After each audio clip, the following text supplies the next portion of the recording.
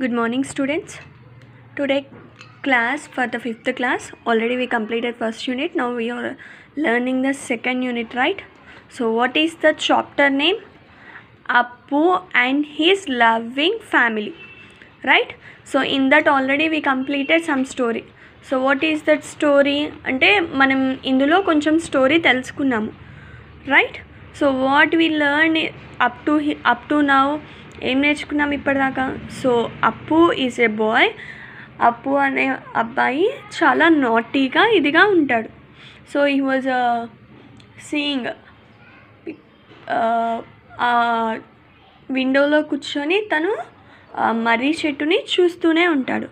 So after that what happen we will see in this story. Okay, ఆ తర్వాత ఏం జరిగింది ఏంటి అనేది ఇప్పుడు చూద్దాం. Okay, so up to here we completed. Now we are open. Who are having the text book, open page number 18. ఎవరైతే text books ఉన్నాయో వాళ్ళు పేజ్ నెంబర్ 18 ఓపెన్ చేసి చూడండి. Okay, so just look at the boy, Sarposia would exclaim, let's go of me. Can't you see I'm cooking and my hands are messy? Let's go of me, my darling. See, I am frying these prawns just for you. You love them, don't you? Don't be naughty. Go away. That means, so the Appu was doing with her mother's saree, right? So at that time the mother is telling, I am cooking for you. Okay, so don't do like this, my hands are full of messy. అంటే ఇలా చెయ్యొద్దు. ఇప్పుడు పిల్లలు ఆడుకుంటూ ఉంటే అమ్మకి వంట దగ్గర డిస్టర్బెన్స్ అవుతుంది కదా. సో వాళ్ళ మదర్ ఏం చెప్తుంది, ఇలా చెయ్యొద్దు. ఓకే, ఇదిగో నీ కోసం ప్రాన్స్ని ఫ్రై చేస్తున్నాను, నీకు చాలా ఇష్టం కదా, నాటీగా ఉండకు అని చెప్తున్నారు. Okay, next page. Some afternoons after their meals his mother lies down on the ground, spreading out one end of her saree and reads in a sing-song vice versa from the Mahabharata. So if we are free at the home, just we will sit in the one place and we will do work. So అలానే వాళ్ళమ్మ కూడా మధ్యాహ్నం పూట కింద కూర్చొని తన శారీని ఒకవైపు పెట్టుకొని, so she was singing a song. ఒక మహాభారతంలో ఒక సాంగ్ తను పాడుతూ ఉంటుంది. మన మదర్స్ కూడా పాడతారు కదా పాత పాత పాటలు. So like that she also mother also singing a song. A wide breasted kites shrill cry is heard from the top of the coconut tree near their house. So ఒక కైట్ వచ్చేసరికి వాళ్ళ house దగ్గర ఉన్న coconut ట్రీలో ఇరుక్కున్నట్టు ఒక sound వచ్చింది. Okay, అప్పు sitting beside his mother by the open window practices writing his alphabet while listening with all his heart and soul to her recitation from the Mahabharata. Meaning of recitation is listening, putting concentration. ఎక్కువ కాన్సన్ట్రేషన్తో అది మళ్ళీ వింటున్నాడు. So వాళ్ళ mother song పాడుతుంది కదా, వాళ్ళ mother పక్కనే beside he was sitting with her mother and he was practising alphabets. So తను ఆల్ఫాబెట్స్ ప్రాక్టీస్ చేస్తూ ఉన్నాడు. ఓకే, ప్రాక్టీస్ చేస్తూ వాళ్ళ మదర్ పాడుతున్న పాట మీదే కాన్సన్ట్రేషన్ చేశాడు. ఓకే, సో ఎందులో సాంగ్ పాడుతున్నారు వాళ్ళ mother? Mahabharata. He gets completely lost in the world of epic, especially when they come to the battle of Kurukshetra.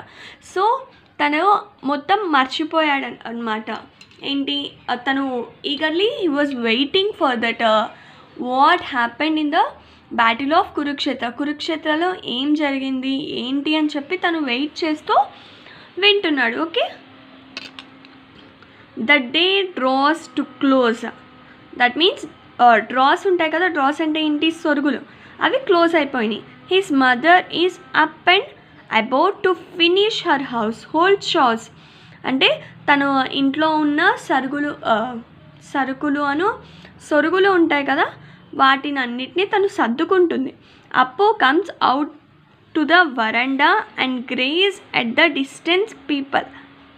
అంటే మనకి మర్రి చెట్టు ఉంది కదా, అక్కడ నుంచొని ఎప్పుడు అప్పు చూస్తూ ఉంటాడు కదా. So now also he came to the veranda దగ్గర కూర్చొని అంతే దీక్షగా చూస్తూ ఉన్నాడు. There he seems to be a Karna standing somewhere in that direction beyond the tree beneath the open sky. He is still struggling to lift up with both his hands to sunken chariot wheel trapped in the mud. So అప్పు ఏం చేస్తాడు, ఏం జరిగినా తను ఊహించుకుంటూ ఉంటాడు కదా. So he was also thinking for that. ఆ మర్రి చెట్టు దగ్గరికి వెళ్ళి అక్కడ దాన్ని చూస్తూ ఆ కురుక్షేత్రాన్ని తను ఫీల్ అవుతున్నాడు. So what he was feeling, Karna was standing there. Karna ఉన్నాడు కదా మహాభారతంలో, హీ వాజ్ స్టాండింగ్ దేర్. అక్కడ నుంచొని తన 2 చేతులతో రథాన్ని, చెరియోట్ అంటే రథం, ఓకే. సో తన రథాన్ని పైకి ఎత్తడానికి అది మొత్తం మట్టిలో కూరుకుపోయింది. So he was trying to take out that chariot, okay. So on other days as he listened to the Mahabharat, Appu felt that there was too little about the war in the poem. So పోయంలో తను ముందు విన్నట్టు పెద్ద war జరుగుతుందని చూశాడు. So after that what he was listening there we can see in the tomorrow class. Now I will show these all, right? So what you have to do is once repeat the వీడియోని repeat చేసి మొత్తం ఒకసారి మీరు చదవండి, okay. read that paragraphs what we learned up to now, okay students.